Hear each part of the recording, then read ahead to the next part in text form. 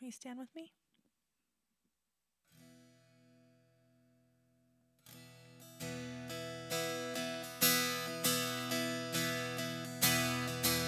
There was between us, but the cross you came and broke them down. You broke them down. There were chains around us. By your grace we are no longer bound. No longer bound. You called me out of the grave. You called me into the light. You called my name and then my heart came alive. Your love is greater. Your love is stronger.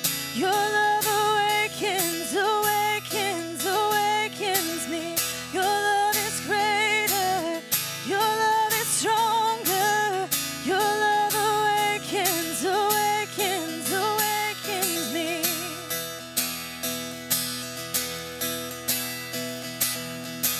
Feel the darkness shaking. All the dead are coming back to life. I'm back to life. Hear the song awaken. All creation singing we're alive. 'Cause you're alive. You called me out of the grave. You called me into the light. You called my name and then my heart came alive. Your love is greater. Your love is stronger. Your love awakens, awakens, awakens me. Your love is greater. Your love is stronger. Your love awakens, awakens, awakens me.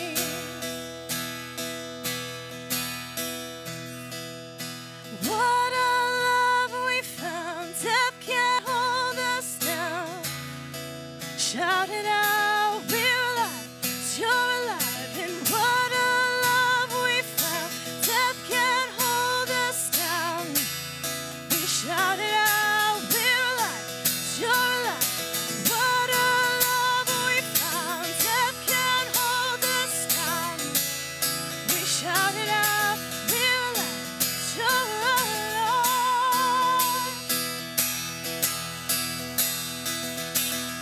Your love is greater. Your love is stronger. Your love awakens, awakens, awakens me. Your love is greater.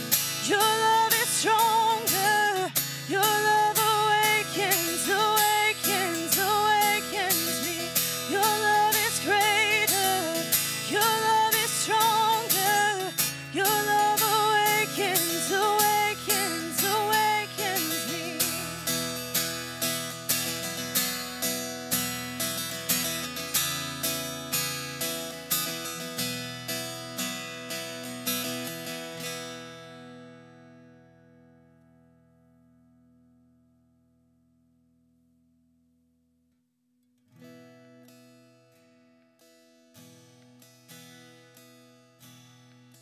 In the darkness we were waiting, without hope, without light, till from heaven you came running. There was mercy in your eyes to fulfill the law and prophets.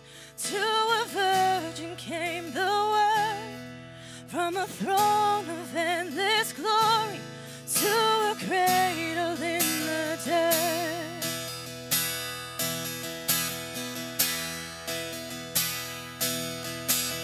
Praise the Father, praise the Son, praise the Spirit, three in one.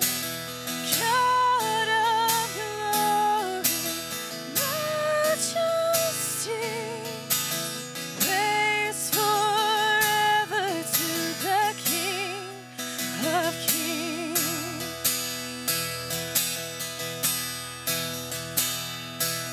To reveal the kingdom coming and to reconcile the lost, to redeem the whole creation. You did not despise the cross.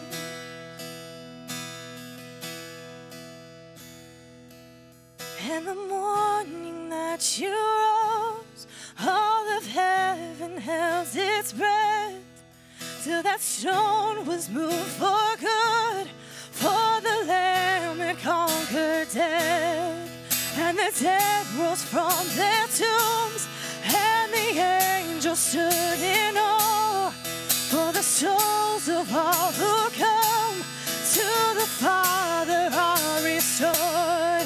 And the Church of Christ was born, then the Spirit lit the flame. Now this gospel truth of old shall not kneel and shall not faint. By his blood and in his name, by his freedom I am free.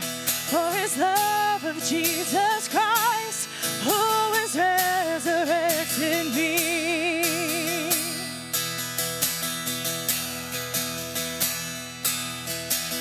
Praise the Father, praise the Son, praise the Spirit, three in one.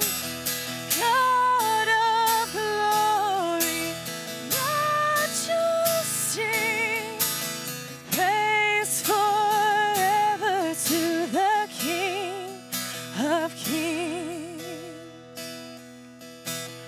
Praise the Father, praise the Son, praise the Spirit, three in one. God of glory, majesty, praise forever to the King of Kings. Oh, praise forever to the King of Kings. Lord, we do praise you, God.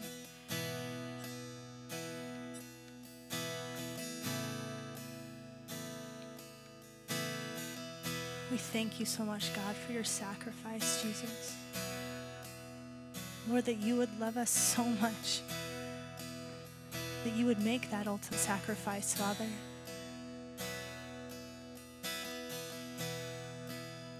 We just thank you so much for this morning, God. In your name we pray, amen.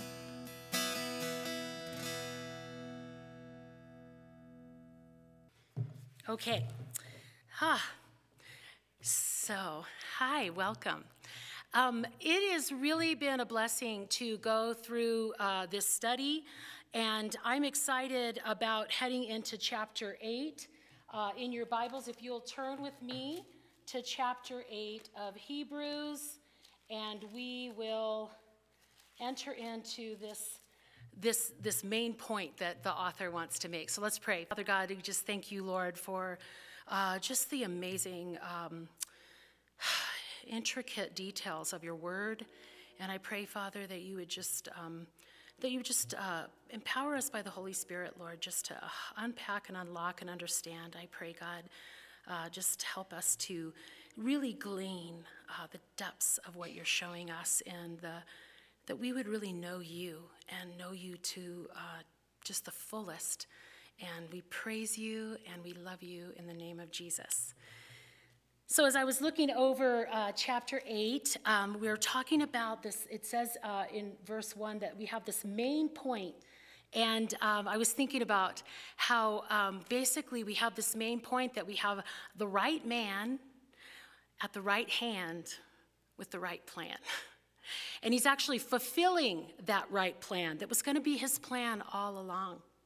And we have a better priest, and we have a better place and a better promise. And that's what we're looking at as we look at chapter 8, is we're seeing all of these points that the author of Hebrews was trying to break down for us and bring forward from the Old Testament for us. He says in verse 1, now this is the main point of the things we are saying. And it makes me want to go back to Hebrews 22:25, when we were talking about how it says, by so much more Jesus has become a surety, a guarantee of a better covenant. Also that there were many priests because they were prevented by death from continuing, but he but because he continues forever, has an unchangeable priesthood. Therefore, he is also able to save to the uttermost those who come to God through him, since he always lives to make intercession for them. For such a high priest was fitting for us, who is holy, harmless, undefiled, separate from sinners, and has become higher than the heavens. And he's bringing this main point. We have this high priest. And so as I read on back into chapter 8, it says, we have such a high priest who is seated where? At the right hand of the throne of the majesty in the heavens, a minister of the sanctuary and the true tabernacle which the Lord erected, and not man. For every high priest is appointed to offer both gifts and sacrifices. Therefore, it is necessary that this one also have something to offer. So we see that this main point.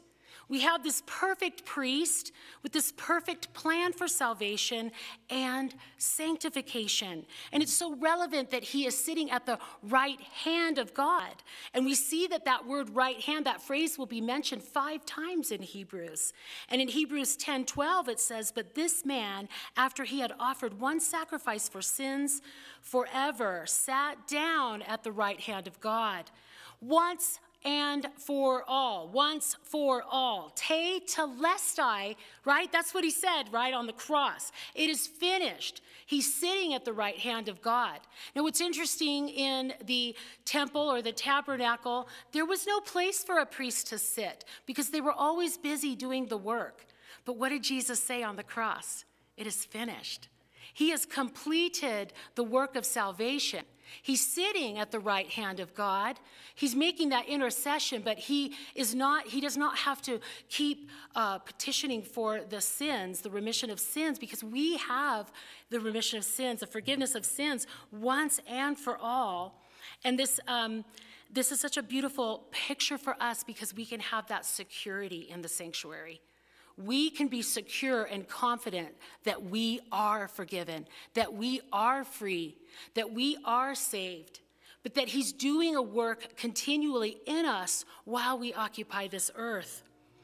And in Hebrews 7:25, when he talked about that he is able to save to the uttermost, that word is just so full and rich, isn't it?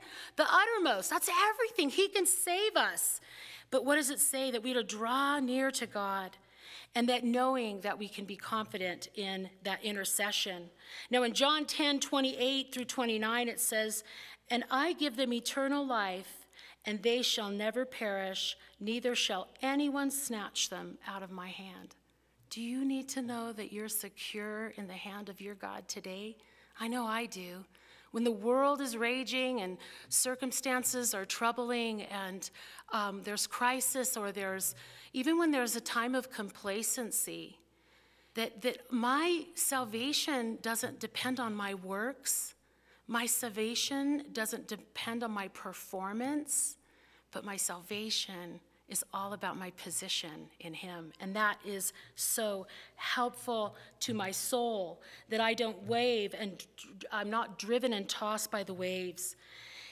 He is sanctifying us in the true sanctuary. Everything else has been a copy. And remember we talked about in our video earlier, and I just want to bring it back to you. That word sanctification in the Greek is a meaning of holiness or separation. We were once separated from God, but now separated for God, separated to God. And that's that sanctification. In the past, God granted us justification. What is justification? Anybody? Just as if I'd never done it. Yes, justification. And he did it once and for all, and therefore that we are in that positional holiness in Christ. Because of Christ, we're in him, Ephesians tells us. We are positionally in Christ, covered by his blood forever. And yet, we are also, at this point in history, in our time on the earth, God is guiding us in a maturity. He's helping us grow in this process of sanctification.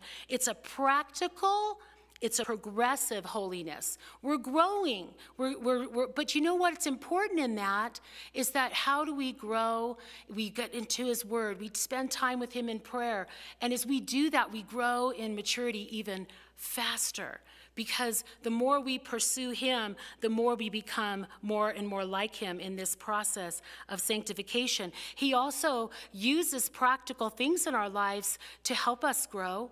He also uses trials and suffering and many different things in our lives, not because he's trying to, harm us, destroy us. Of course, he loves us, but he's trying to get us to grow up, that we wouldn't put our confidence in the things that we can see, but we put our confidence in that which we can't see and what he's done for us. And so we have that glorious time in which he's giving us a practical, progressive holiness as we are on the earth. But in the future, God will give us that glorification, a permanent, ultimate holiness. Do you long for the day when you don't war with this flesh like we talked about in Romans 7 today? When you go, why do I do what I don't want to do, right? That's what Paul said. And then we go, but does that mean I just sin openly so sin abounds? Certainly not. That's what Paul said also. As it was brought out, I think, by Misty today, that it's like when I think about what Christ has done, or Sally was talking, when I think about what he's done and how he's interceding for me, I can't be content any longer to just openly and walk in sin, because that's what maturity does. It grows and it understands what God's done, and that I want to keep moving forward in Christ, to be like Christ and not go back like my flesh. But one day, I will not have to war with this wicked flesh anymore. And can you get an amen? How you look forward to that groaning of our body? I mean, I'm growing older now. My body's truly groaning. But my soul is broken for the sin that I see in the world. I can't wait for the day when that is not here anymore, and we get to enjoy our Savior in the fullness of understanding, and we get to enjoy each other. You know, I'm just going to give a little tidbit. Sometimes we get frustrated with one another. Sometimes we get frustrated with our family. Sometimes we get frustrated with our neighbor, different people. But what's super awesome about that glorification state is that not only will you not have to war with your sin, but you won't have to war with each other's sin anymore either. Hallelujah. Because you know what? One thing that does not enter into the glorified state is that sin nature will be done. So the penalty of sin is paid through justification. The power over sin is in this process of sanctification, and the presence of sin will eventually be gone in that opportunity for us to enter into the glorification. Now it says in verse 4, if we were on the earth, he would not be a priest, since there are priests who offer the gifts according to the law, who serve the copy and the shadow of the heavenly things, as Moses was divinely instructed when he was about to make the tabernacle. For he said, see that you make all things according to the pattern shown you on the mountain. But now he has obtained a more excellent ministry. Jesus is better, right? There's the word. Let's hear you say it. Come on. Wake up, everybody. Better. He's better. It's more excellent ministry. Inasmuch he is also mediator of a better covenant, which is established on what? Better promises. So we see that these patterns and these promises and this position that he has planned for us is perfect. It's perfect. And we get to enter into it. It's not about your performance. It's about your position. And we talk here as we move on into the if-then covenant. But it's not if-then, if you, then I anymore. It's if you believe, then I will. So we are now in the believe and receive action that we take in regards to the new covenant. So this new covenant, so we have the right man, we have the right hand of God, and we have the right plan. This right plan is the better covenant, the new covenant, as mentioned in Jeremiah. Now it says here that this ancient word for the word new is kainos, and it describes something that's not only new in reference to time, but is truly new in its quality. It isn't simply a reproduction of something old.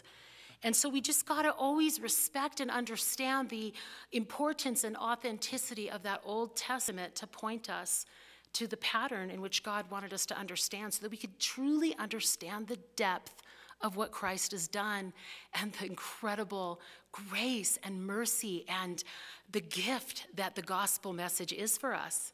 that we can be forgiven and free. And so, so we see here in verse 7, for if that first covenant had been faultless, then no place would have been sought for a second, because finding fault with them, he says, behold, the days are coming, says the Lord, when I will make a new covenant with the house of Israel and with the house of Judah, not according to the covenant that I made with their fathers in the day when I took them by the hand to lead them out of the land of Egypt, because they did not continue in my covenant, and I disregarded them, said the Lord. For this is the covenant I will make with the house of Israel. And for after those days, says the Lord, I will put my laws in their mind and write them on their hearts. I will be their God, and they shall be my people. None of them shall teach his neighbor and none his brother, saying, know the Lord, for all shall know me, and the least of them to the greatest of them. For I will be merciful to their unrighteousness and their sins, and their lawless deeds I will remember no more. How many I wills did you just see? Circle them. Circle them. In that he says a new covenant. He has made the first obsolete.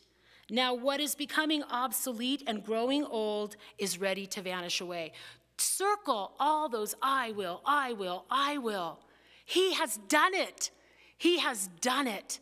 And he is doing it all for us as we enter into the fullness of all that he's promised. Now, it says that it'll vanish away. What's super interesting is what happened in 70 AD. We saw the destruction of the temple, and the sacrificial system was not, there was no place for them to continue.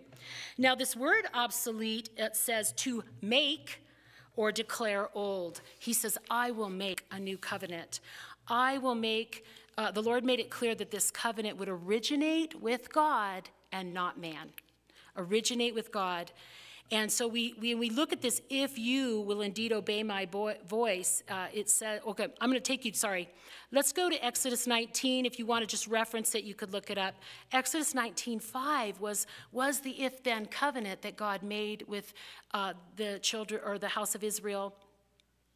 Now, therefore, if you will indeed obey my voice and keep my covenant, then you shall be a special treasure to me above all people, for all the earth is mine. They were to be an example, a light, but they were to be obedient, and they were to keep the covenant, but they weren't covenant keepers.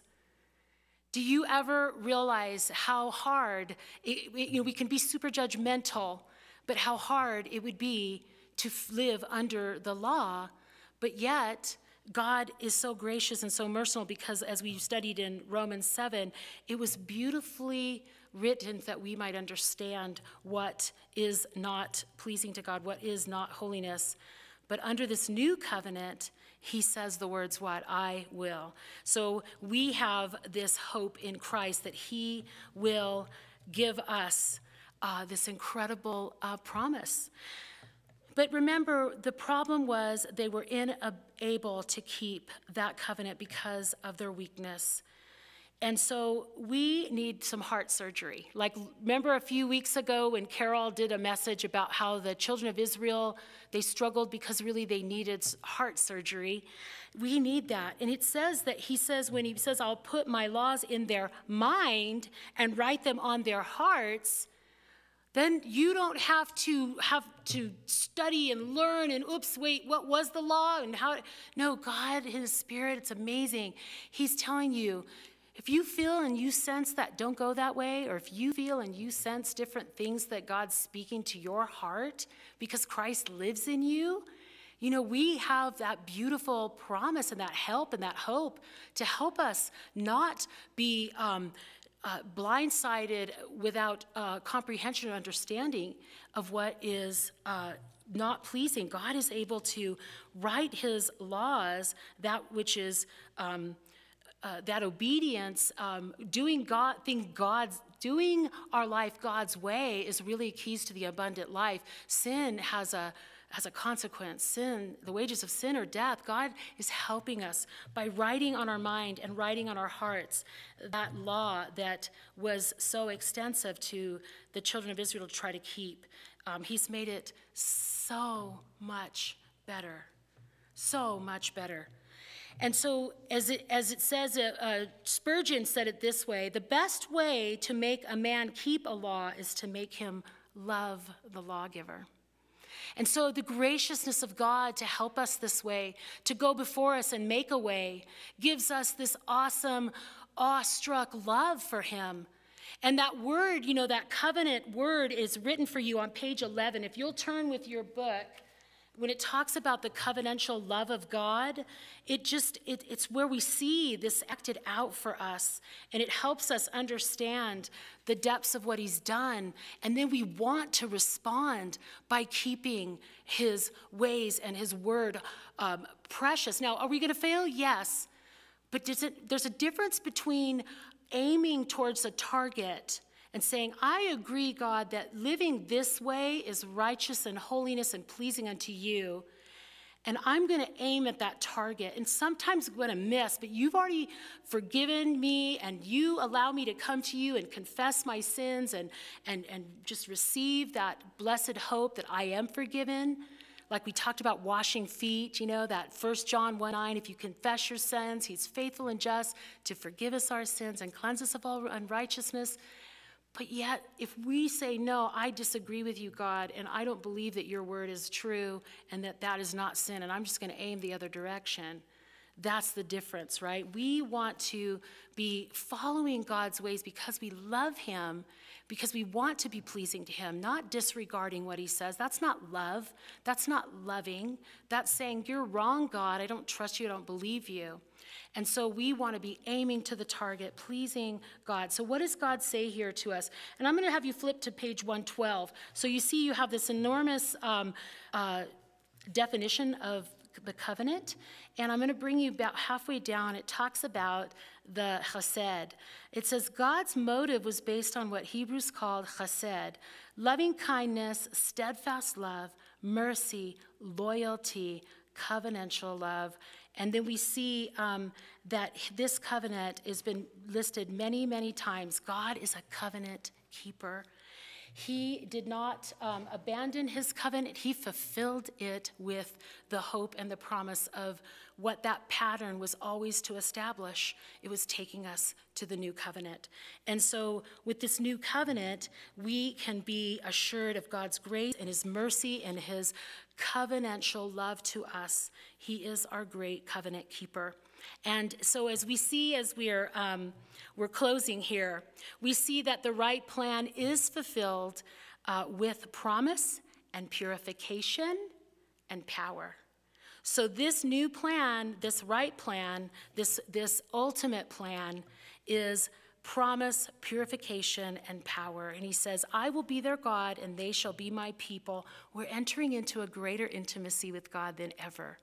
Now we have Christ in you, the hope of glory. Now I have the Holy Spirit living in me. I have Christ. I am a temple of the Holy Spirit. I have this personal access to God. The veil was rent.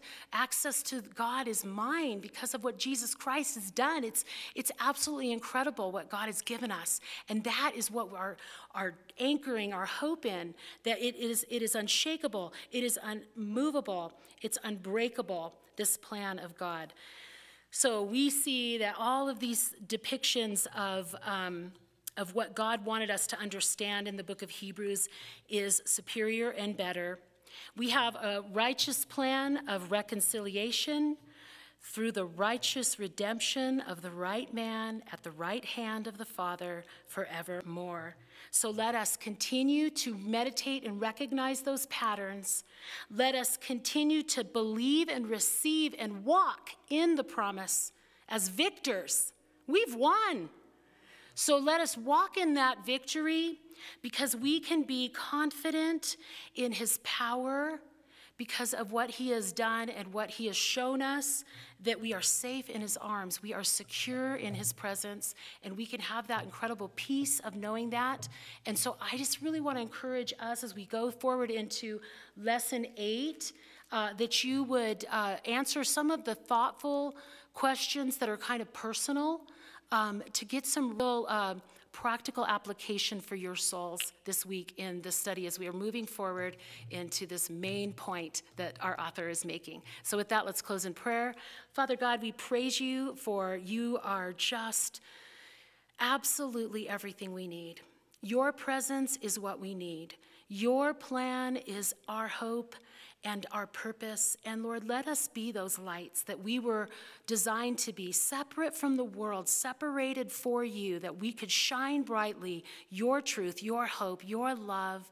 Let us bask in your chesed, your covenantal love for us, that unshakable love, that incomprehensible, but yet you reveal to us the mystery of your amazing ways through the power of your Spirit in our lives. And we're so grateful. Let us be grateful every moment as we fix our eyes upon you in the name of Jesus. Amen.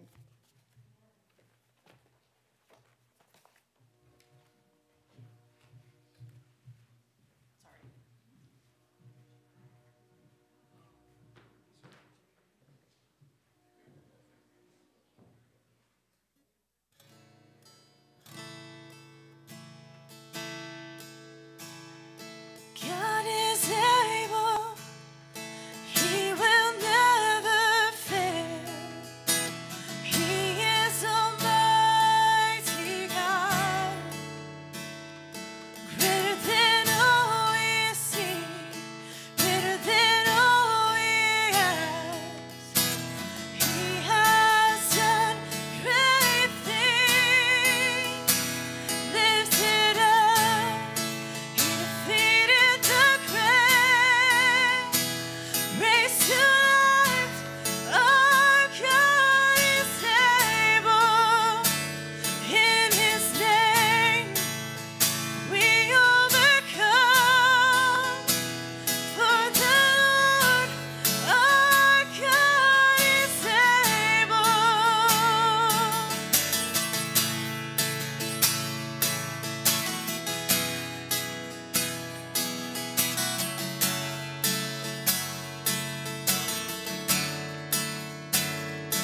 God is with us. God is on our side. He will make a way. Far above all we know, far above all we hope. He has done great things, lifted up. He defeated the grave, raised to life. Our God is able. In His name we overcome. For the Lord our God is able. Lifted up, He defeated the grave, raised to life. Our God is able. In His name we overcome. For the Lord our God is able. For the Lord our God is able. For the Lord our God is able. Lord, we just thank you so much for this morning, God. We ask that you would just continue to be with us here, Jesus. And it's in your name we pray. Amen.